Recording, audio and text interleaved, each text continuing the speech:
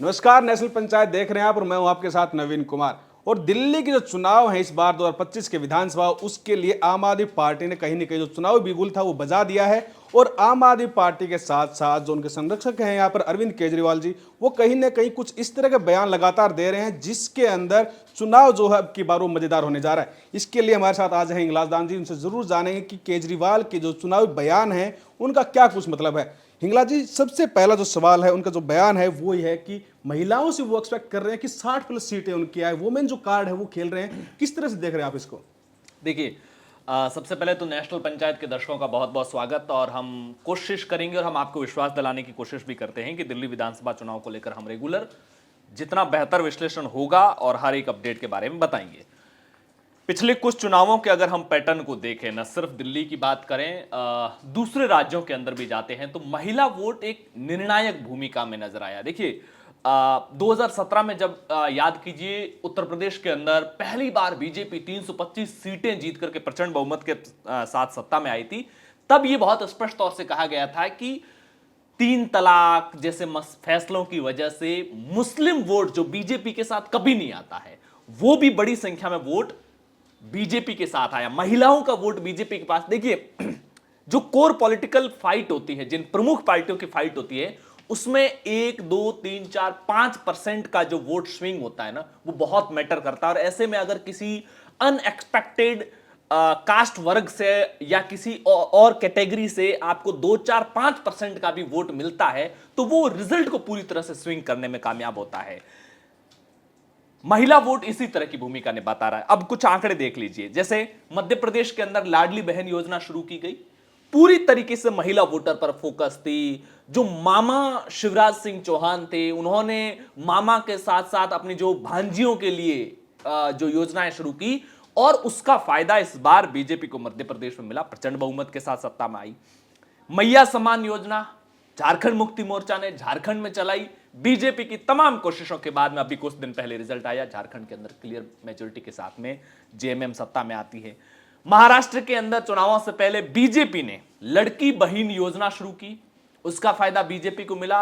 Unexpected result रही है। वहां पर बीजेपी मजबूत जरूर दिख रही थी, लेकिन किसी भी राजनीतिक विश्लेषक या किसी भी पत्रकार ने यह नहीं कहा कि वहां पर बीजेपी कोई इतनी क्लियर मेजोरिटी के साथ में सत्ता में आ रही है। और ऐसे में दिल्ली के अंदर अरविंद केजरीवाल को आप देखिए, वो महिला सम्मान की बात करते हैं, महिला सम्मान के पैसों की बात करते हैं, उनको कितना पैसा दिया जाएगा, चुनाव से पहले कितना पैसा दिया जाएगा, चुनाव के बाद में कितना पैसा दिया जाएगा, इसकी बात करते हैं। साथ में वो ये भी कहते हैं कि 60% महिलाएं तो मुझे वोट देती है, लेकिन 40% नहीं देती है। इसके पीछे देखिए वो पूरा साइकोलॉजिकल गेम खेलते हैं। देखिए, अरविंद केजरीवाल एनजीओ चला चुके हैं, अरविंद केजरीवाल अन्ना आंदोलन से निकले हैं, धरना प्रदर्शन के मास्टर कहे जाते हैं अरविंद केजरीवाल। किस तरीके की तस्वीरें, किस तरीके के बयान, किस तरीके की इमेज पब्लिक पर किस तरीके का असर डालती है, वो अरविंद केजरीवाल बेहतर तरीके से जानते हैं। मैं आपको टोकना चाहूंगा एक चीज के लिए। केजरीवाल ने जब ये बयान दिया कि 40% महिलाएं मेरे को वोट क्यों नहीं दे रही, तो उन्होंने कहा कि मुझे लगता है कि मेरी तपस्या में कहीं कमी रह गई है। तो आने वाले चुनाव में मैं सभी माताओं बहनों को जिम्मा देता हूं कि मुझे आप मतलब 100 के 100% जो महिलाएं वो वोट दे, साथ ही साथ अपने मर्दों को कहें कि बीजेपी के चक्कर में ना पड़े और केजरीवाल को वोट करें, आम आदमी पार्टी वोट करें। मैं वही कहना जा रहा था कि अब अरविंद केजरीवाल यहां पर 2 तरीके के मैसेज दे रहे हैं। पहला तो वो ये मैसेज दे रहे हैं कि मेरी जो योजनाएं हैं वो महिलाओं के हितों के लिए है, बीजेपी हो या कांग्रेस उससे बेहतर। क्योंकि अरविंद केजरीवाल की पूरे देश में, सिर्फ दिल्ली में ही नहीं, पूरे देश में ये तो इमेज बनी हुई है कि फ्री में बहुत कुछ देते हैं। पब्लिक जो वेलफेयर की स्कीम्स होती है, सरकारी फंड से चलने वाली स्कीम्स होती है, वो बहुत ज्यादा चलती है। वो 60% कहते हैं कि 60% तो मुझे देती है। इसके जरिए अरविंद केजरीवाल एक और साइकोलॉजिकल गेम खेल रहे हैं। अपने जो महिला वोटर है उसके दिमाग में ये डालना चाहते हैं कि दिल्ली की ज्यादातर महिलाएं तो ऑलरेडी मुझे ही वोट दे रही है। ये आंकड़ा कहीं पर भी क्लियर नहीं है कि 60% महिलाओं ने वोट अरविंद केजरीवाल को दिया, लेकिन दिया या नहीं दिया ये अलग बात है। अरविंद केजरीवाल अपने बयानों के जरिए कहीं ना कहीं उन महिला वोटर्स के अंदर जो साइकोलॉजिकल प्रेशर, लेबर कम्युनिटी की जो महिलाएं हैं, जो बाहरी महिलाएं हैं, जिनको वो जो रोड जो दिल्ली गवर्नमेंट की बसों के जो कार्ड बने हुए हैं, फ्री किराए के जरिए जो फायदा उठा रही है, जो बहुत ज्यादा कहें कि पॉलिटिकल मैच्योर वर्ग नहीं है, उन वर्ग के अंदर ये मैसेज अब मजबूती से देना चाहते हैं। हो सकता है महिलाएं वोट कितना 60% देती है, 50% देती है, 40% देती है, लेकिन अरविंद केजरीवाल ये उनके जहन में डालना चाहते हैं कि पहली बात तो ये है कि आप सब ये मानिए कि ज्यादातर महिलाएं मुझे ही वोट देती हैं। अब जब 60% महिलाएं दे रही है तो जो जिस जिस महिला ने वोट नहीं दिया है, हो सकता है 70% ने नहीं दिया हो, 30% नहीं दिया हो, लेकिन अब उस 70% के सबके जहन में ये चलेगा कि शायद वो 40% में हम हैं। तो यार जब 60% दे रहे हैं तो हम क्यों नहीं दे रहे? तो इससे कहीं ना कहीं 2-4-5% का इजाफा तो होगा ही होगा। और मैंने आपको पहले ही कहा कि पॉलिटिक्स के अंदर 2-4-5% का वोट स्विंग होता है, वो पूरी रिजल्ट बदल देता है। जिस तरह की रणनीति अब की बार केजरीवाल या फिर आम आदमी पार्टी की तरफ से की जा रही है, उनके जो नेता हैं, कुछ लोगों को टिकट काट दिया गया और टिकटों के साथ साथ अब की बार बाहर से आए हुए कैंडिडेट को टिकट देने का उन्होंने सबसे बड़ा जिम्मा सौंपा है, खुद की पार्टी को और खुद को भी। इसको किस तरह से देख रहे हैं? देखिए, अरविंद केजरीवाल के सामने इस बार कई चुनौतियां हैं। 2013 का चुनाव हो या 2015 का चुनाव हो या 2020 का चुनाव हो, वैसा चुनाव इस बार बिल्कुल नहीं है। अरविंद केजरीवाल के पिछले 4-5 सालों के अंदर 5-7 नेता जेल जा चुके हैं। अरविंद केजरीवाल खुद लंबे समय तक जेल जा करके आए हैं। अरविंद केजरीवाल के ऊपर शराब घोटाले जैसे गंभीर आरोप लगे हुए हैं। तो अरविंद केजरीवाल 10 सालों से राज कर रहे हैं। अरविंद केजरीवाल 10 साल पहले भी दिल्ली के अंदर जो भी समस्या होती थी, वो चुनाव करीब आते आते आते आते वो हर उस समस्या के लिए सेंट्रल गवर्नमेंट को जिम्मेदार ठहराने लग जाते थे। यानी कि अगर दिल्ली के अंदर आज कई महत्वपूर्ण समस्याएं हैं और आप पिछले 10 सालों से लगातार उसके लिए सेंट्रल गवर्नमेंट को जिम्मेदार ठहरा रहे हो, और जब सेंट्रल में बीजेपी गवर्नमेंट है, तो फिर चैलेंज ये भी है कि क्योंकि दिल्ली का बहुत बड़ा वोटर पढ़ा लिखा वोटर भी होता है, उसको बहुत ज्यादा आप अपने हल्के फुल्के बयानों से उसको इन्फ्लुएंस नहीं कर सकते।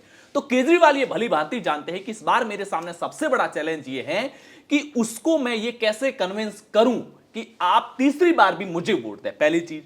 दूसरा, एंटी इनकम्बेंसी बड़े स्तर पर है और ये अरविंद केजरीवाल खुद भली भांति जानते हैं। यही वजह है कि उन्होंने पहले बयान दिए कि मैं कई विधायकों के टिकट जिनकी खराब रिपोर्ट कार्ड है वो टिकट काटूंगा। और ये बीजेपी का पैटर्न भी है। कई जगह बीजेपी क्या करते हैं, जहां ज्यादा एंटी इनकम्बेंसी है वहां विधायकों के टिकट काट करके वो जनता के जहन में ये स्टैब्लिश कर देती है कि आपका जो काम नहीं हुआ, आप जिस बात से परेशान हैं, आपको जो सुविधाएं नहीं मिली, आपकी जो हमारे से नाराजगी है, वो असल में हमारी विफलता नहीं है, सरकार के रूप में मंत्री परिषद की विफलता नहीं है, बल्कि एक विधायक की विफलता है। कैंडिडेट के ऊपर तो वो ये कोशिश करे। दूसरा, उनको अपने चैलेंज समझ में आ चुके हैं कि वो 15 और 20 जैसा ये इलेक्शन नहीं है, लिहाजा इस बार वो यहां तक भी अब बाहर से आई हुई, जो अक्सर बीजेपी बाहर से नेताओं को लेकर के जब टिकट देती थी तो अरविंद केजरीवाल उसे मुद्दा बनाते थे, लेकिन इस बार अरविंद केजरीवाल जानते हैं कि हमें विधानसभा स्तर पर मजबूत प्रत्याशी देने पड़ेंगे, उनके पास में पर्याप्त समय हो कि वो अपनी रणनीति को इंप्लीमेंट करे, एक एक वोट को साधे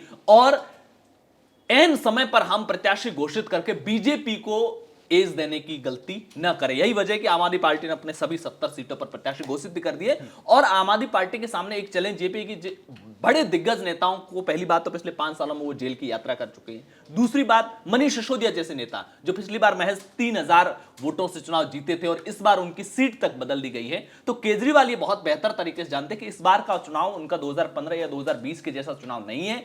बीजेपी 2020 के अंदर भी करीब 38.51%, 39% के लगभग वोट लाई थी। बीजेपी ये जानती है कि लोकसभा और विधानसभा के चुनाव होते हैं, उसमें के जो उनका जो वोट परसेंटेज होता है दिल्ली के अंदर बीजेपी का 15% के लगभग का अंतर होता है। और वो ये कोशिश कर रही है कि इस बार अगर 6-7% का जो स्विंग है वो करवा ले, वो वही जो 15% बीजेपी को लोकसभा में देते हैं लेकिन विधानसभा में नहीं देते हैं। तो अगर ये 6 से 7% का स्विंग करवाने में बीजेपी कामयाब होती है, होगी या नहीं होगी ये बात का पता चलेगा। बीजेपी की कोशिश ये है कि ये 6-7% का अगर स्विंग करवा ले तो फिर सत्ता बीजेपी के हाथ में होगी। और बीजेपी इस बार काफी, बीजेपी के अगर प्रिपरेशन को भी देखें तो बीजेपी को लगता है कि हम ठीक ठाक तो से तो काम नहीं चलेगा, क्योंकि अरविंद केजरीवाल मजबूत है, इसमें कोई दो राय नहीं है। उनकी जो योजनाएं हैं, फ्री की स्कीम्स का जो एक मॉडल पूरे देश के सामने उन्होंने पेश किया कि रेवड़ी कहा जा सकता है, लेकिन दिल्ली के पास रेवड़ी देने की ताकत भी है, उसे आप सिर्फ रेवड़ी नहीं कह सकते, क्योंकि दिल्ली का जो रेवेन्यू है वो उस हिसाब से है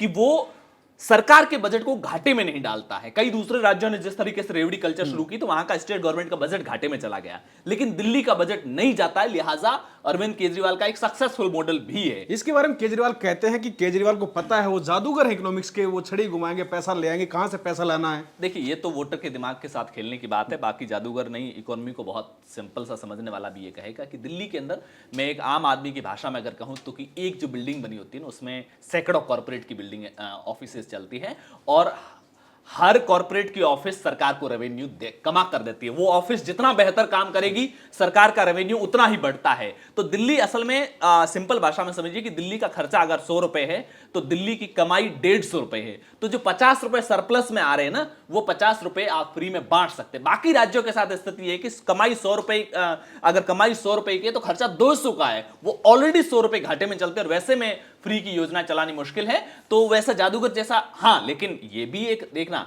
आप और हम तो कह रहे हैं कि जादूगर जैसा कुछ नहीं है, लेकिन उनके इस बयान से भी बहुत बड़ी संख्या में एक जो नॉन पॉलिटिकल अवेयर जो वोटर होता है वो इंपैक्ट वो होता है। कटाक्ष कर रहे थे वो बीजेपी उनका पर कि सही बयान बीजेपी के है। नेता पूछते हैं कि केजरीवाल पैसा कहां आता है चुनाव के समय से, तो पैसा कहां से एडजस्ट करते, तो उसके ऊपर उन्होंने जवाब दिया था। चलिए अगला सवाल आपसे पूछते हैं कि जैसे आपने जिक्र किया कि मनीष सिसोदिया जेल में रह गया, सत्येंद्र जैन जेल में रहकर आए हैं, तो अब सब नेता बाहर हैं उनके फिलहाल, चाहे वो बेल पर हो, तो इसका कितना बड़ा यहाँ पर केजरीवाल को मुनाफा मिलेगा, या फिर उनके लिए जो चुनौतियां हैं वो कौन कौन सी, किस तरह की यहाँ पर? ये वही चुनौतियां जो मैं अभी जिक्र कर रहा था कि नेता तो जेल से बाहर तो है, लेकिन ये सारे के सारे नेता पहली बात तो जेल में रह करके आए हैं। मनीष सिसोदिया खुद पिछली बार 3000 वोटों से पड़पड़गंज से चुनाव जीते थे, जिनको इस बार जंगपुरा शिफ्ट भी कर लिया गया है। तो आप सोचिए कि एक तो बड़े नेताओं का टिकट, जिन जिन पॉइंट्स पर 2015 और 2020 में अरविंद केजरीवाल अग्रेसिव रहे, हावी रहे हैं, बीजेपी के नेताओं की सीटें बदली जाती थी, बीजेपी के नेता ऐसी कमजोर स्थितियों में होते थे कि अरविंद केजरीवाल को उन्हीं इश्यूज को बेस बना करके बीजेपी और कांग्रेस पर कटाक्ष करने का मौका मिलता था।